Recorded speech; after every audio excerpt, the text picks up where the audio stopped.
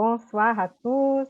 Soyez les bienvenus au Centre d'études spirites Yvonne Ferreira pour encore une réunion aujourd'hui, mercredi 13 octobre 2021. Donc, merci d'être là avec nous. On va d'abord nous concentrer et élever nos pensées à Dieu, remerciant notre vie, remerciant cette journée, remerciant l'opportunité d'être encore ici réunis avec les bons esprits qui puissent nous inspirer, puissent nous conduire, que les esprits bienfaiteurs puissent nous aider à entrer en harmonie, que nous puissions envoyer nos meilleurs sentiments, nos meilleures vibrations de paix, d'amour, de fraternité à tous nos frères en humanité. Que les esprits incarnés et désincarnés qui sont avec nous puissent aussi profiter de cette étude de ce soir.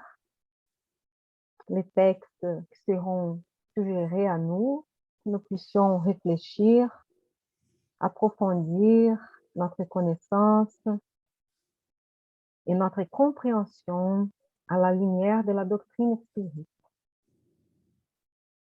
Tout ça avec le but de notre transformation morale, que nous puissions tous nous améliorer, que nous puissions nous connaître mieux à nous-mêmes et contribuer pour un monde meilleur, contribuer pour une planète plus heureuse, plus harmonique et plus pacifique. Que Jésus, notre Maître, soit avec nous, qu'il puisse nous entourer avec sa paix, son amour, sa miséricorde, que nous avons tous besoin. Merci. Merci les amis. On peut faire comme on a fait la dernière fois. Donc Bernard, il pourrait peut-être ouvrir un texte du livre Sources vives. Oh, oh, il est là. Sources vives. Oui.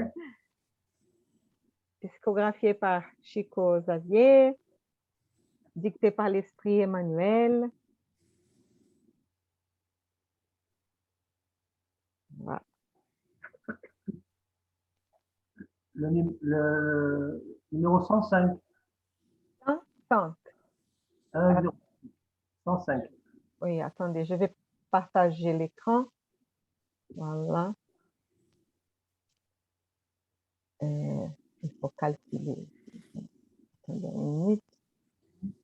Emplacement. 105.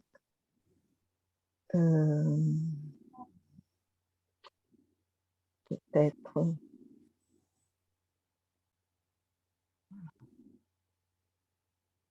On est où? Eh, pas trop loin. On arrive. Je vais préparer l'écran pour qu'on puisse lire. Voilà. Attends, je vais mettre ça en haut ou en bas. En bas. Ça va? Tu peux lire, s'il te plaît, Bernard? Oui. Merci. Vous êtes la lumière. Vous êtes la lumière du monde. Jésus. Matthieu chapitre 5, verset 14. Lorsque le Christ eut désigné ses disciples comme la lumière du monde, il leur assigna une lourde responsabilité sur terre. La mission de la lumière est d'éclairer les chemins, de balayer les ombres et de sauver des vies. Une mission toujours fondamentalement basée sur la dépense d'énergie. La flamme de la bougie brûle l'huile de la mèche. L'illumination électrique consomme l'énergie de l'usine. Pour autant qu'elle provienne du soleil ou du chandelier, la lumière est toujours un message de sécurité et de discernement. de réconfort et de joie qui rassure ceux autour de qui elle brille. Si nous nous imprégnons de la leçon du Christ parce que nous sommes désireux de l'accompagner, notre disposition à faire des efforts dans l'activité incessante du bien est indispensable pour que la bonne nouvelle brille sur la voie de la rédemption pour tous. Le chrétien dépourvu de l'esprit de sacrifice est une lampe morte dans le sanctuaire de l'Évangile. Cherchons le Seigneur en offrant aux autres le meilleur de nous-mêmes. Suivons-le en aidant indistinctement. Ne nous arrêtons pas à des conflits ou à des questionnements sans intérêt. Vous êtes la lumière du monde, nous exhorta le Maître. Et la lumière ne discute pas, mais éclaire et secourt, aide et illumine. Wow. Un beau message, hein? Très joli, oui. Il est court, mais il est concis. Hein. Oui. Ouais. Tu veux commenter un peu plus, Bernard? Oui, déjà dans la première phrase, on voit que quand Jésus a donné cette instruction aux apôtres, Jésus a donné une lourde responsabilité à ses disciples pour la terre. Donc là, on voit encore la notion de responsabilité, de travail pour éclairer. Et voilà, vous avez toujours cette notion de travail, de persévérance, qui demande beaucoup d'énergie, dépense d'énergie pour la mission de la lumière et d'éclairer les chemins, balayer les ombres, sauver des vies.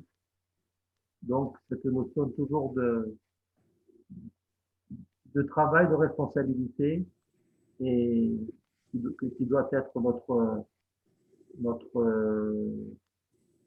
fil conducteur, notre fil rouge dans tous les instants pour pouvoir nous éclairer nous-mêmes, bien sûr, et éclairer les autres par notre exemple, par nos paroles, par nos actions, par nos pensées. Nous devons donc cherchons le Seigneur en offrant aux autres le meilleur de nous-mêmes. Donc, il y a une prière, là, ça me vient en tête, une prière que je dis de temps en temps, là, je sais plus qui elle est, et dans une phrase, j'ai dit, fais que tous ceux qui m'approchent sentent ta présence. Donc, en parlant du Seigneur, donc tous ceux qui nous approchent sentent la présence du Christ en nous. C'est une belle phrase qui est dans cette prière. Donc, voilà, donc le chrétien dépourvu de l'esprit de sacrifice, là aussi, donc on peut être chrétien, c'est dire chrétien et être passif, ne pas se mettre en chemin, ne pas suivre le Christ, ne pas être, on peut croire, voilà, je crois en Dieu, je crois en Jésus, et puis voilà, ça s'arrête là. Non, ça s'arrête pas là, il faut vraiment le manifester dans toutes nos actions au quotidien. Et comme lui l'a fait en tant que modèle, quand il était incarné sur Terre et il a été un modèle, il n'a jamais cessé de travailler et de s'investir pour la lumière du monde. Donc, ne nous arrêtons pas à des conflits ou à des questionnements sans intérêt. Ça, c'est très valable aujourd'hui dans un monde de communication à tout va, où tout le monde dit tout et n'importe quoi, souvent, sans vraiment vérifier les choses. Donc, on doit éviter ce genre de conflits, de questionnements, et rester dans la bonne nouvelle déjà, et c'est déjà largement suffisant pour pouvoir nous éclairer et avancer. Voilà ce que je peux dire pour l'instant. Merci. Surtout parce que parfois on perd beaucoup d'énergie dans ces conflits et questionnements sans intérêt. Une énergie qui peut être utilisée pour justement essayer de pacifier, essayer d'écouter, bien sûr aussi dire ce qu'on pense, mais essayer de surtout calmer un peu hein, les gens parce qu'en ce moment, on voit beaucoup de perturbations, trop de choix parfois et ça nous perturbe aussi qu'on se sent trop sans, sans direction. Et, et dans ce sens-là, ouais, c'est que pour compléter un peu ce que tu disais, mais est-ce que quelqu'un d'autre veut parler un peu de ces textes? Moi, je trouvais très beau et en tout cas, j'aime bien ces dernières phrases. Ah, vous êtes la lumière du monde, hein. Et c'est-à-dire que chacun de nous, on porte une lumière, hein, qui peut éclairer, qui peut apporter le secours, qui peut aider, qui peut illuminer euh, déjà soi-même et aussi peut-être quand on illumine soi, on illumine aussi les autres. Donc, je trouvais ça, euh, cette lumière, elle est à portée de tous, hein, et que chacun de nous, si on cherche dans ces sens de- d'aider les autres, apporter le secours, euh, on est dans le chemin d'une élévation, hein, d'une morale, je dirais, plus grande, quoi, plus attentieuse, plus chaleureuse, plus douce, hein, qu'on apporte aux uns et aux autres. Donc, voilà, je trouvais ça très beau, hein. Et aussi, faut réfléchir que pour garder notre lumière, il faut qu'on a un peu un esprit de sacrifice. Sinon, on devient une lampe morte. Mais c'est un peu ce sacrifice parfois de notre personnalisme, de peut-être écouter un peu l'autre pour que l'autre puisse se trouver, se calmer et qu'on puisse trouver une solution. Euh, Et même si on sait qu'il faut aussi partager et dire ce qu'on pense, ce qu'on ressent aussi, mais que parfois, dans une situation, hein, pour qu'on évite un mal plus grand, il faut avoir une certaine dose de sacrifice. Parce que sinon, on peut devenir donc une lampe morte. Il faut qu'on fasse un peu attention. Non qu'on va se sacrifier tout le temps, mais c'est parfois dans des petites choses, hein, de ne pas vouloir avoir raison tout le temps, par exemple, dans un couple, par exemple, au travail, hein, qu'on puisse parfois laisser passer quelque chose que l'autre pense, ça va, et on continue, allez, on va faire le travail, c'est quoi les buts, c'est quoi nous sommes réunis pourquoi, donc, et de laisser un peu les petits détails, les petits, un peu, c'est un exemple, hein. Après, chacun peut essayer de trouver dans sa vie. Parfois, c'est un travail qu'il faut travailler plusieurs heures euh, pour que les enfants puissent étudier, pour que les enfants puissent avoir quelque chose qu'on pense que c'est important, pour donner un bon exemple. Donc, c'est un sacrifice de temps, ouais, ça, et parce que si on pense toujours, ah, je veux faire pour moi et ne pense pas à l'autre, si tout le monde fait ça aussi, et c'est vrai qu'il faut aussi faire ça, mais qu'on ne reste pas enfermé en nous-mêmes, hein, dans un égoïsme que, ne mène pas à rien, euh, aucun but, hein, grand. Donc, je pensais un peu à ça, mais je sais pas si Aline veut dire quelque chose aussi du texte, sur le texte, à trouver une partie plus. Moi, j'aimais bien la phrase enfin, qui dit, nous cherchons le Seigneur en offrant aux autres le meilleur de nous-mêmes. Parce que Là. c'est quelque chose que l'on Oui, peut appliquer tous les jours dans notre vie. On a toujours quelque chose à offrir à tous ceux qui nous entourent. Donc, cette lumière que l'on a en nous, et effectivement, on peut en faire profiter nos proches et tous ceux que l'on peut rencontrer, ou tous ceux qui même on pense aussi. Donc, cette phrase va toucher. Et la suivante aussi, suivons-le en aidant indistinctement. Donc, c'est toujours ce message de travailler, d'aider, de, de, de penser aux autres, en fait, quel qu'il soit, indistinctement. Et où que nous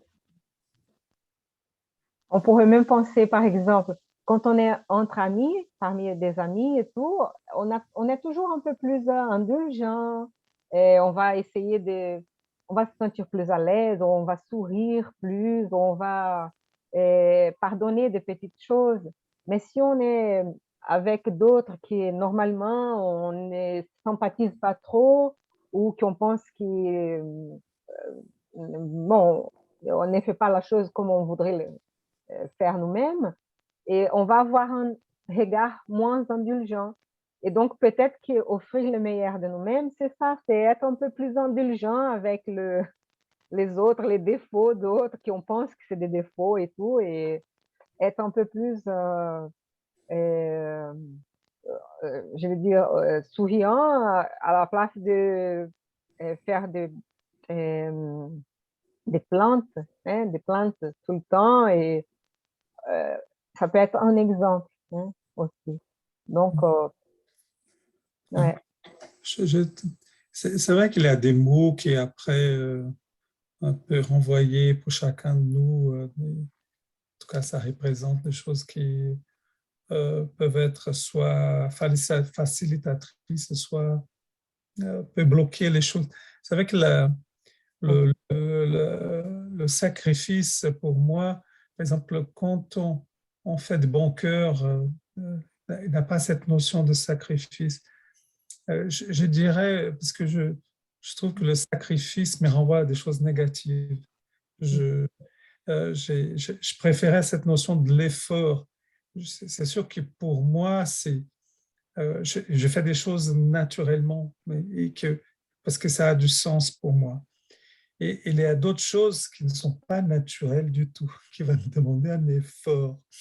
Et donc voilà, je changerai un peu ces mots-là, parce que je trouve qu'il y a une connotation euh, Oui. assez lourde. Masochiste, Oui, c'est tout à un peu fait. dans ce sens C'est un côté un peu. de souffrance. La notion de l'effort, oui, parce que euh, c'est- ça va demander un effort, peut-être que je, quand on est à un certain niveau, les choses viennent naturellement et ça se diffuse naturellement. Et il y a d'autres choses que ça ne diffuse pas du tout naturellement. Il va falloir que je fasse un Un effort. effort. Voilà, c'est voilà, ma lecture par rapport à Ouais. certains mots qui me renvoient. Voilà. Et je pense que c'est très bien parce que les choix de mots, parfois, un mot va éloigner quelqu'un que par le mot. Donc, c'est vrai que ces mots peuvent faire ou donner une mauvaise impression pour beaucoup de gens. Mais si on pense au début de les premiers sens, c'est un sacré office. C'est dans Ah, ce sens, d'accord. c'est dans ce sens de donner une importance, donner du sens euh, à une action, à un effort. Donc, elle peut être vue comme toi tu la vois et toi tu nous présentes. Tout à fait. C'est une chose qui ne sait pas si ça nous demande un effort de faire. Tout à fait. Et c'est dans ce sens de sacrifice. Parce que naturellement, on pourrait choisir une chose qui c'est plus agréable, que c'est plus, comme on connaît les plaisirs, la douleur, des choses qui sont plus agréables, qui ne demandent pas d'effort. Et parfois, avoir un peu de patience avec quelqu'un qui dit des choses qu'on pense que c'est des bêtises, c'est un effort. Et c'est une sorte de sacrifice, entre guillemets. Mais tout à fait, oui. Mais on ne demande pas, non, de se mortifier, de se faire mal, de laisser que l'autre hein, nous violente, nous frappe, comme forme de sacrifice. C'est pas dans ce sens-là. parce que ne serait pas non plus éducatif pour l'autre. Et l'autre personne ne va apprendre rien avec ça. Et il faut, tout à fait, il faut bien réfléchir à ça parce qu'il y a hein, une limite, il y a des limites, il y a des... il faut, mais merci, c'est bien de dire ça et pour oui, que les gens puissent essayer de trouver le sens dans cette phrase-là. Oui. Ouais. Est-ce que l'on peut dire que tout ce qu'a vécu le Christ pendant 3 ans, là, est-ce que c'était du sacrifice? Est-ce que c'est Dire que de tous, je n'ai pas tout compris, pardon. De tous avec quoi que c'est... on parle de sacrifice? Oui. Tout ce qu'il a vécu comme violence physique, Oui. violence morale, est-ce que c'était un sacrifice? Et qui? Quelqu'un ou tu as parlé de quelqu'un? Non, Jésus. Jésus, pardon. Ouais, je n'ai pas entendu, désolé. Pardon. Non, non, Donc, on va réfléchir à ça, hein, à cette question. Elle est importante. est-ce que c'était un sacrifice? Parce que l'Église catholique dit que la vertu du sang pour la rédemption, qu'il a été mis en croix, mais c'était pas un sacrifice pour lui. Tout à fait. Il faut réfléchir à ça parce que pour qui? Quand nous regardons son histoire, nous regardons et nous nous mettons à sa place, nous trouvons que c'est un sacrifice horrible. Et on ne sait pas si on serait capable de faire la même chose. Après, lui, il était un esprit pur, un esprit qui a déjà évolué, comme nous tous allons évoluer un jour. Hein, nous tous allons arriver à ces degrés d'évolution. Et donc, il était là comme pour nous donner des exemples de comment gérer des situations difficiles quand on passe par une trahison, quand on passe par une persécution, comment est-ce qu'on, quand les autres nous accusent, on peut toujours dire, mais tu m'accuses de ça, mais toi, est-ce que tu n'as rien à t'accuser toi-même? Et bon, il nous a donné plusieurs exemples de qui nous-mêmes, nous devons chercher donc beaucoup de solutions à nous-mêmes hein, et essayer d'être indulgents avec. Mais bon, après, à nos yeux, ça nous paraît des grands sacrifices, surtout parce qu'il n'avait rien à racheter, il n'avait rien, il était là que par volonté, par sa volonté de collaborer avec notre évolution. Hein? Et, et après, pour lui, on pourrait même dire, s'incarner dans un monde comme le nôtre, c'est une sorte de sacrifice, c'est une sorte d'effort, parce que j'imagine, parce que je ne suis pas un esprit élevé comme ça, j'imagine quand on est un esprit comme ça, on est si éthéré, et il y a même une difficulté naturelle des vibrations, des différences des vibrations, que c'est plus dur de se mettre à notre place. Mais bon, je pense qu'ils arrivent quand même. Mais, et donc, par amour, pour amour, peut-être que ce n'était pas un sacrifice donc pour lui, je dirais. Ouais. Après, pour nous, oui, ça nous ressemble à un sacrifice. Hein, être crucifié, passer partout pour tout ça qu'il a passé, et surtout sans avoir vraiment aucune c'était pas une conséquence de ses actes passés, c'était surtout pour nous donner un enseignement. Ouais. Parce qu'il savait que nous étions encore un peuple très violent. Il savait qu'à cette époque, nous nous comportions comme ça. C'était notre façon de se comporter. Mais en même temps, il savait qu'il y avait quelques esprits, quelques humains, quelques esprits qui étaient incarnés, qui pouvaient ressentir déjà cette compassion, ressentir cet amour et commencer à à changer l'humanité. Parce qu'il faut changer ici. C'est pour ça que c'est long.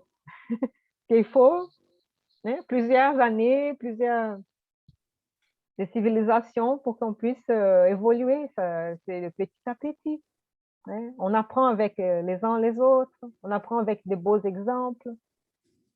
Et il ne faut pas se laisser démotiver avec, on va dire, les mauvais exemples. Les exemples de pessimisme, les exemples de cruauté, les exemples de violence. Il ne faut pas se laisser aller pour ça. Il faut penser au côté, au beau. Il y a tant de poètes, tant de gens qui sont gentils, qui protègent, qui aident la nature, qui ont des beaux projets, qu'on puisse privilégier ça. Je sais pas. Mais bon, si vous voulez parler un peu plus, ou sinon, ah non, on va passer aux autres livres déjà, pardon, 19h29. Si ça va. Donc, essayons, comme Aline avait dit, d'offrir le meilleur de nous-mêmes. Et comme ça, c'est déjà très bien, parce que ce n'est pas facile parfois. Parfois, on va montrer le pire de nous-mêmes. Donc, on puisse faire un effort déjà, avancer. On va voir les livres des esprits. Tu peux l'ouvrir, Eduardo? Oui. Les livres des esprits, s'il te plaît. Donc, on va voir.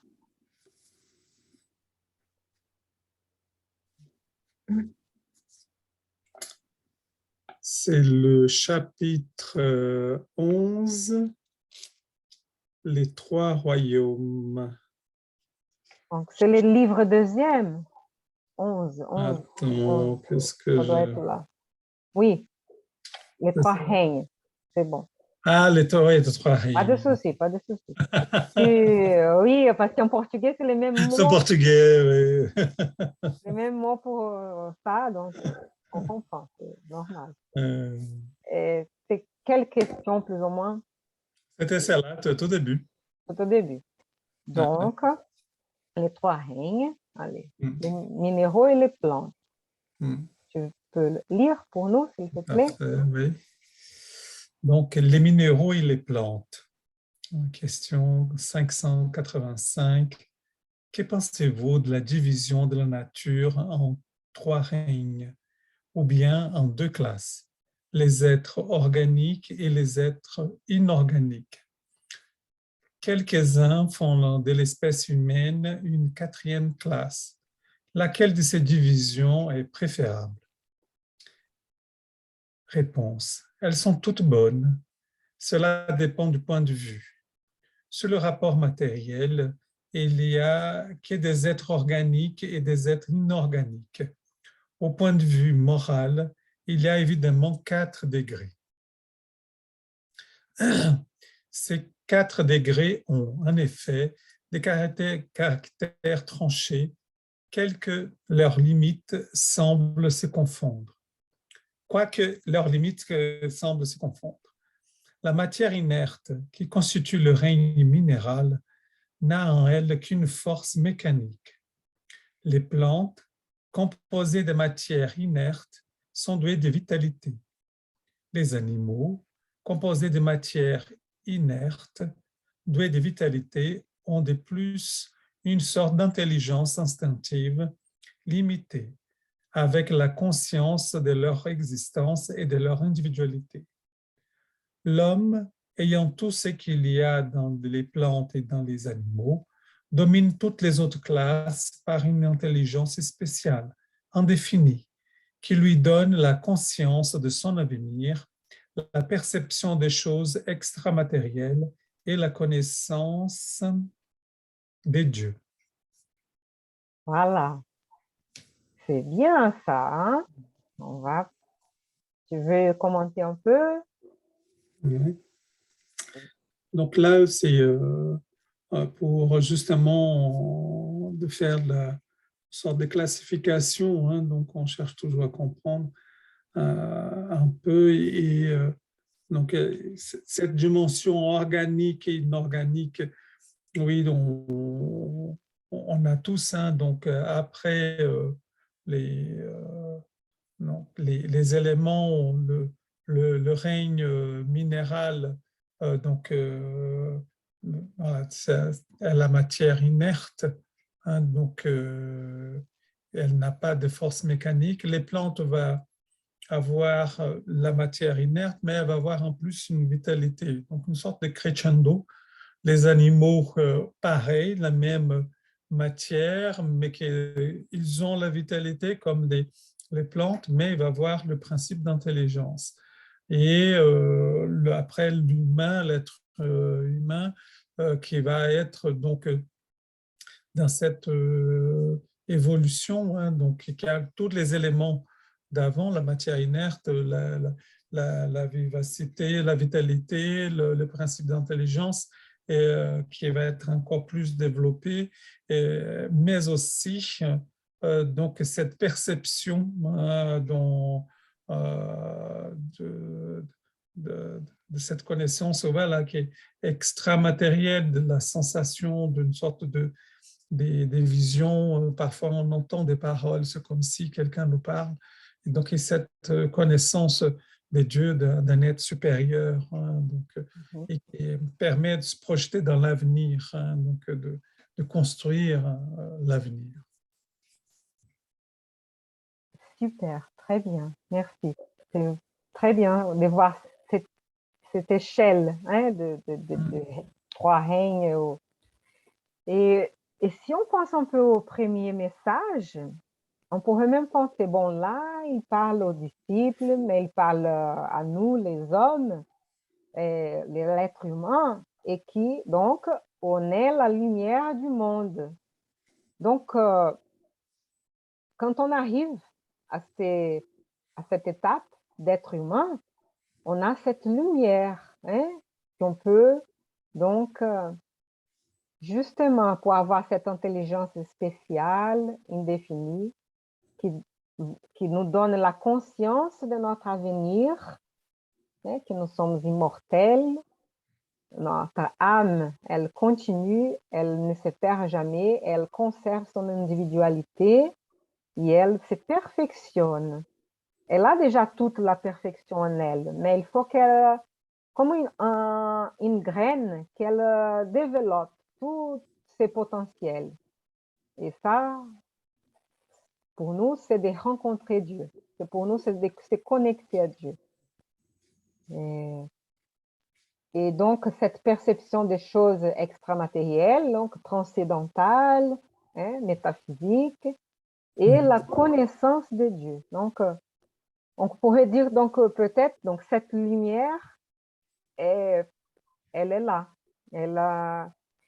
Et avant que quelqu'un dise, mais c'est pas juste, parce que pourquoi les créateurs de l'univers, des créatures, a créé des choses qui sont minéraux, des choses qui sont des plantes, des choses qui sont des animaux et des choses qui sont des êtres humains. Pourquoi Avant de dire ça, il faut réfléchir que ce n'est pas une situation figée, complètement statique. C'est toujours un processus, c'est toujours une évolution. Et donc, on apprend que ça commence par ça et ça évolue à travers des milliards, à travers des années. Et au fur et à mesure, on acquiert des potentiels qu'on n'avait pas avant. Et quand on arrive à ce moment qu'on acquiert la conscience, cette conscience de notre avenir, qu'on devient être humain, et qu'on dit que l'esprit est créé, hein, et là on commence. Et on va avoir plusieurs, peut-être des milliers d'incarnations encore comme être humain, jusqu'à ce qu'un jour, on devienne un esprit pur. Parce que Kardec a mis une classification en trois ordres. Ordre des esprits imparfaits, depuis la création, quand on arrive à ce moment-là. Et après, les bons esprits, hein, et après, les esprits purs, quand on n'a plus besoin de se réincarner pour évoluer. Et Jésus est un cas d'un esprit pur qui n'a plus besoin de se réincarner. Nous, on est encore dans le troisième ordre, le plus bas, les esprits imparfaits, hein, et avec les désirs de devenir des bons esprits. Et si on pense, c'est un peu ça, parce que nous, si on est arrivé à là, nous devons faire en sorte que toute la création continue d'une manière harmonique. Hein? Et on peut apprendre à faire ça, à utiliser tous les minéraux, les plantes, les animaux, à respecter les animaux, à pouvoir vivre d'une façon harmonique. Mais ça, c'est au fur et à mesure que les civilisations progressent, hein, que nous progressons. Et je vois un peu comme ça. Je ne sais pas si vous voulez parler un peu plus de ce texte-là, de cette question. Ben, moi, juste un ressenti, c'est que de ces trois règnes, plus le règne moral, le quatrième degré, là, c'est que en fait, moi, ce que je ressens, c'est que c'est toute l'existence, c'est toute la création qui est à l'intérieur de ça. Et donc, on fait partie d'une création et qu'on n'est pas, nous les hommes, juste quelque chose, quelques petits bonhommes sur Terre qui sont juste venus comme ça. Et en fait, on a fait partie de cet ensemble. On a eu besoin de tous ces règnes pour arriver là et que on fait partie vraiment de la création et qu'on n'est pas, on doit justement, tu dis, respecter tous ces règnes parce qu'on en provient, on en vient de là.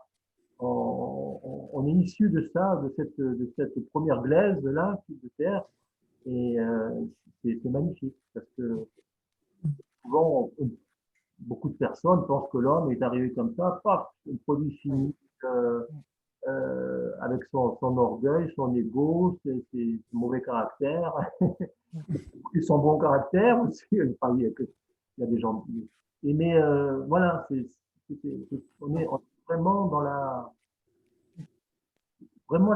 matière, on fait partie d'un tout.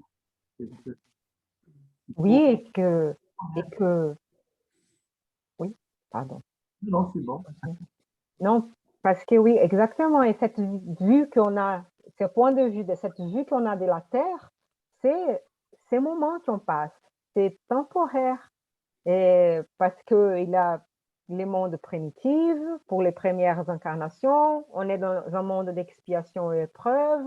Donc, on est la majorité des esprits imparfaits en train de progresser. C'est pour ça qu'on voit tant encore des manques de respect, cet apprentissage difficile. Après, on passe à un monde régénérateur, hein, où on va, les biens et les mal, il est un peu moitié-moitié, et au moins on a cette envie, cet effort, on a la conscience de qu'il faut avoir ces respects, et donc on va faire un peu plus d'efforts, mais on va être comme dans un grand hôpital. Après, un monde heureux, hein, et où les biens prévaut, et à la fin, le monde céleste, pour les esprits purs qui n'ont plus besoin de s'incarner. Mais réfléchissez à ça, ça c'est long. Mais donc, il ne faut pas perdre l'espoir. Et pas non plus dire qu'on va tout détruire. Et c'est vrai qu'il y a beaucoup de choses qu'on fait, que si ça continue comme ça va mener à une destruction. Mais on va prendre conscience de ça. Et on a encore le temps pour faire ça.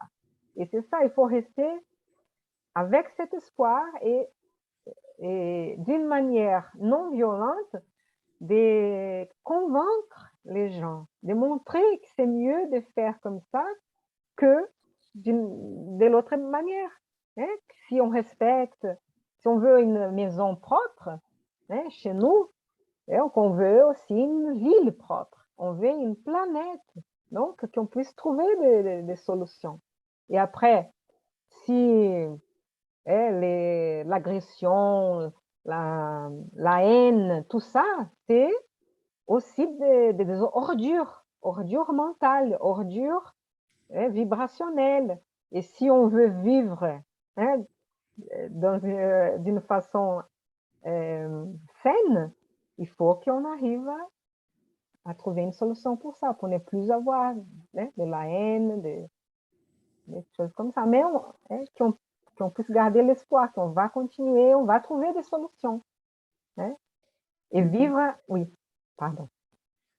Non, ce que j'ai pensé aussi dans ce qui est important, ce que dit Bernard, cette notion de créateur, elle renvoie d'une grandiosité dans tous les éléments, dans toute la composition de cette création. Vous savez, quand on va dans une forêt et on voit l'équilibre que ça existe et l'entraide, on dit que les arbres se communiquent.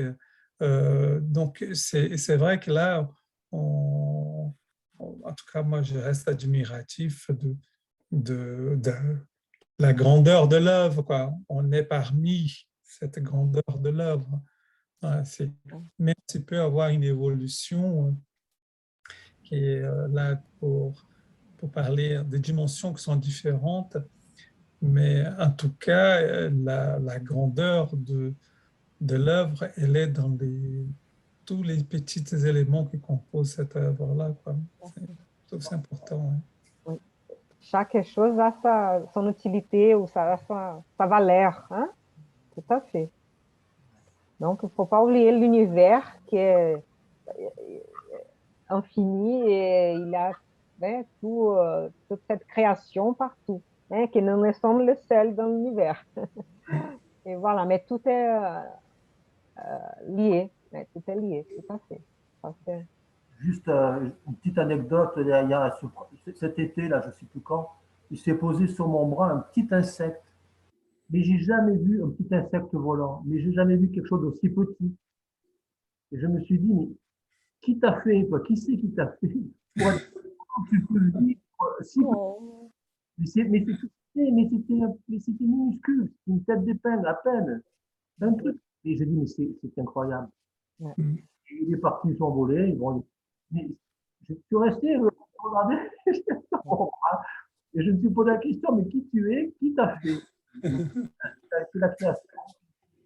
Oui, c'est une diversité merveilleuse, hein. C'est magnifique tout ça. Oui. Pour voler, pour. Ouais. Voilà, c'était juste. C'est beau ça.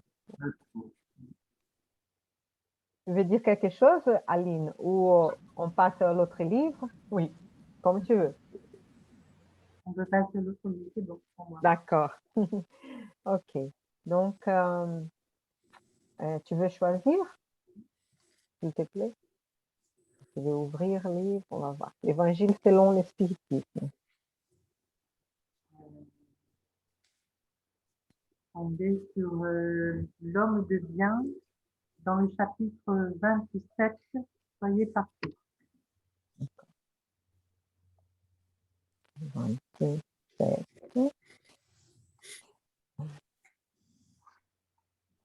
C'est le Le chiffre 27, Attends, il ne bouge pas. oh pardon, C'est 17, non? 20, non, 17. Oui.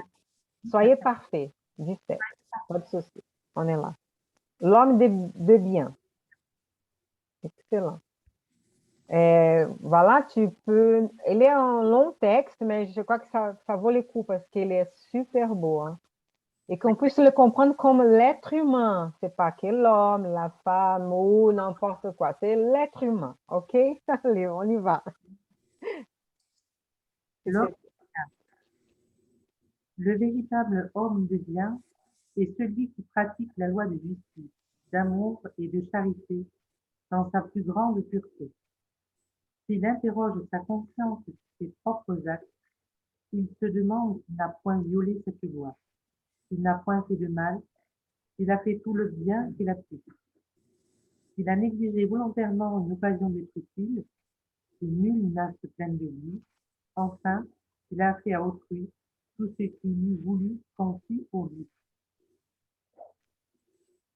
Il a foi en Dieu, en sa bonté, en sa justice et en sa sagesse. Il sait que rien n'arrive sans sa permission, et il se soumet en toutes choses à sa volonté. Il a foi en l'avenir, c'est pourquoi il place les biens spirituels au-dessus des biens temporels.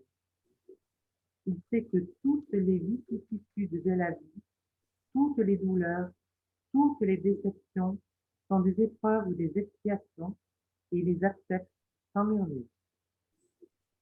L'homme pénétré du sentiment de charité et d'amour du prochain fait le bien pour le bien, sans espoir de retour, rend le bien pour le mal, prend la défense du faible contre le fort et sacrifie toujours son intérêt à la justice. Il trouve sa satisfaction dans les bienfaits qu'il répand, dans les services qu'il rend, dans les heureux qu'il fait, dans les larmes qu'il tarit, dans les consolations qu'il donne aux affligés. Son premier mouvement est de penser aux autres avant de penser à lui, de chercher l'intérêt des autres avant le sien propre. L'égoïste, au contraire, calcule les profits et les pertes de toute action généreuse. Il est bon, humain et bienveillant pour tout le monde, sans acceptation de race ni de croyance, parce qu'il voit ses frères dans tous les hommes. Il respecte en autrui toutes les convictions sincères et ne jette point l'anathème à ceux qui ne pensent pas comme lui. En toutes circonstances, la charité est son but. Il se dit que celui qui porte préjudice à autrui par des paroles malveillantes, qui froisse la susceptibilité de quelqu'un par son orgueil et son dédain, qui ne recule pas l'idée de causer une peine, une contrariété, même légère, quand il peut l'éviter, manque au devoir de l'amour du prochain et ne mérite pas la clémence du Seigneur. Il n'a ni haine, ni rancune, ni désir de vengeance. À l'exemple de Jésus, il pardonne et oublie les offenses et ne se souvient que des bienfaits, car il sait qu'il lui sera pardonné comme il aura pardonné lui-même. Il est indulgent pour les faiblesses d'autrui, parce qu'il sait qu'il a lui-même besoin d'indulgence, et se rappelle cette parole du Christ, que celui qui est sans péché lui jette la première pierre.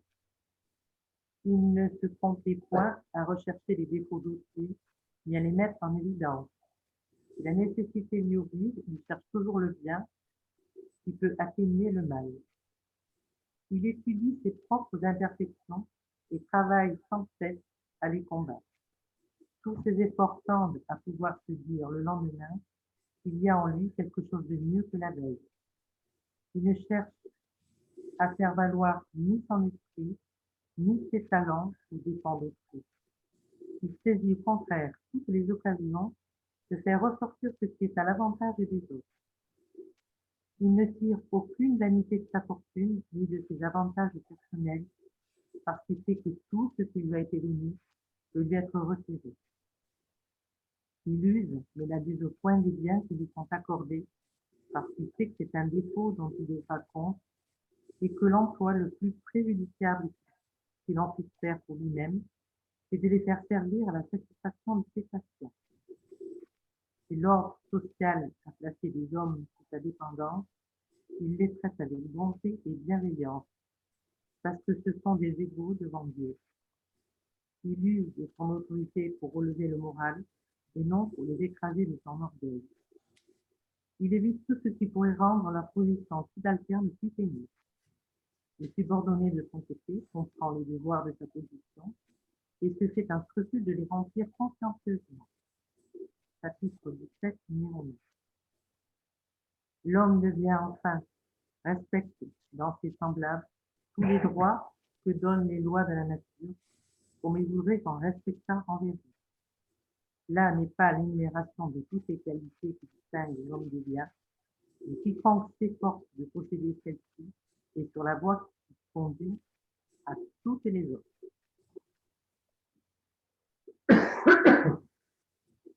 Quel beau texte aussi, hein? C'est beau, il fait beaucoup de réflexion et beaucoup de travail pour nous-mêmes. Ça fait. Et nous donne beaucoup d'exemples de comment être la lumière. Même une bougie, hein? Même, ça dépend, hein, n'importe. Dans le monde, dans notre entourage, hein? Ça nous donne des exemples et cet effort-là qu'on peut faire, hein, pour qu'on puisse vivre mieux, hein? Et pas que dans cette vie, parce qu'on sait que la vie continue. On a plusieurs, on a un compte innombrable. On est des esprits immortels. Ouais. Ça ne veut pas dire non plus qu'on va laisser tout cet effort pour la prochaine incarnation. Il vaut mieux de profiter de celle-ci, de faire ce que c'est possible déjà.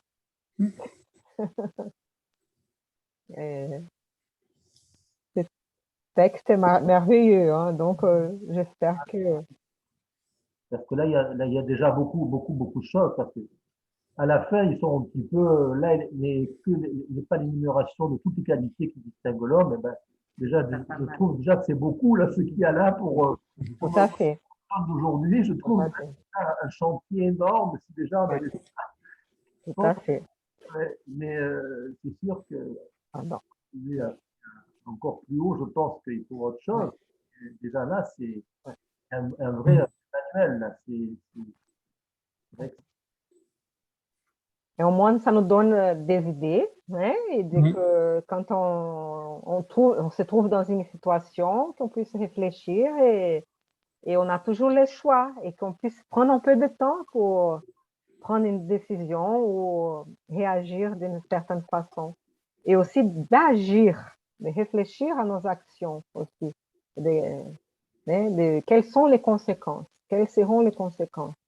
Et donc, si c'est pour les biens de la majorité, ouais, et pas que pour mon bien, donc, et si c'est un bien aussi dans les temps, pour la vie future, pas qu'un bien temporel, hein, parce que ouais, ça va passer, ça va finir, c'est pas, hein, et qu'on puisse bien utiliser toutes les ressources, hein, qu'on a, spirituelles, intellectuelles, matériel, tout pour les biens, pour les meilleurs.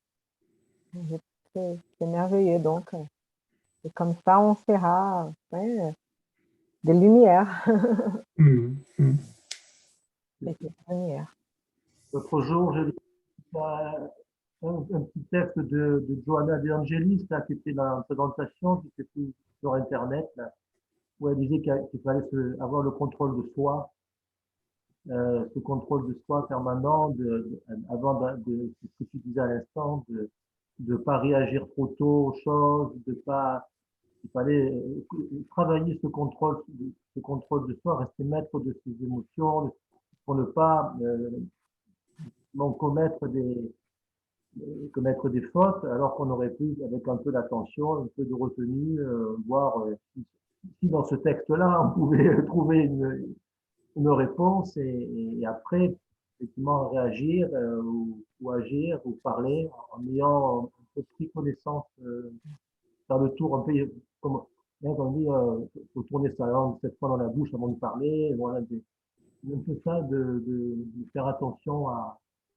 ne pas réagir, surréagir sur des sollicitations extérieures qui, des fois, peuvent nous paraître tellement évidentes, mais bon, après, peut-être en réfléchissant, voilà, il faut bien étudier la chose pour voir si on doit réagir ou pas.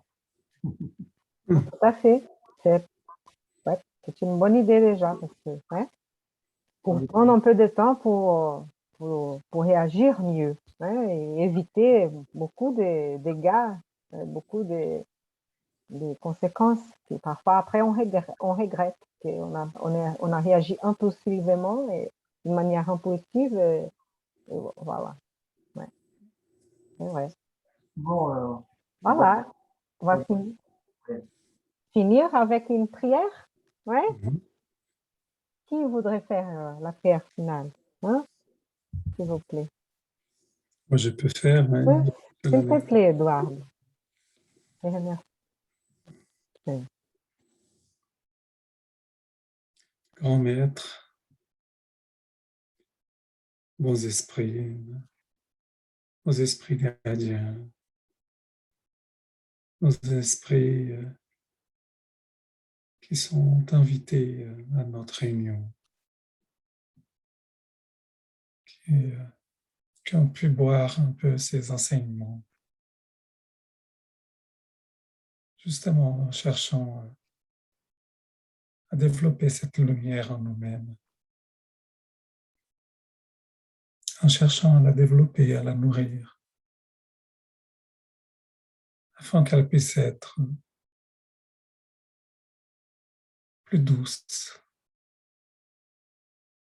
contagieuse, de belles énergies, et qu'on puisse justement, par ce travail, par ces efforts, atteindre aussi ces niveaux des qualités morales, qu'on puisse renvoyer aussi ces belles énergies, ces belles fréquences d'énergie autour de nous. Parce que dans ce travail continu, ils deviennent presque des automatismes par la suite. Parce que des acquisitions ont été construites au fil du temps. Alors, nous remercions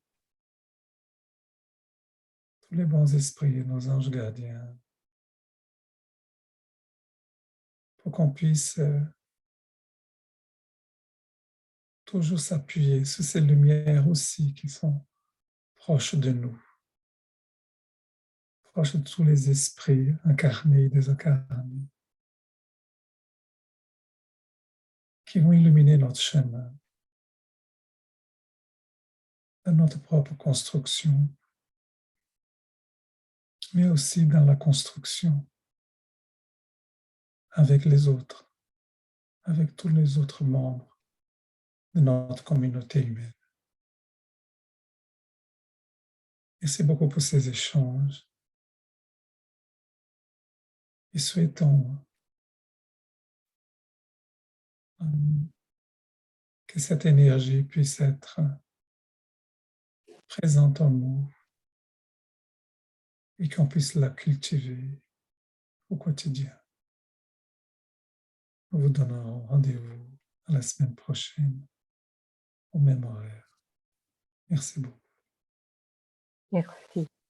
Merci beaucoup. Ouais. C'est très bien. Je veux arrêter l'enregistrement. Attendez.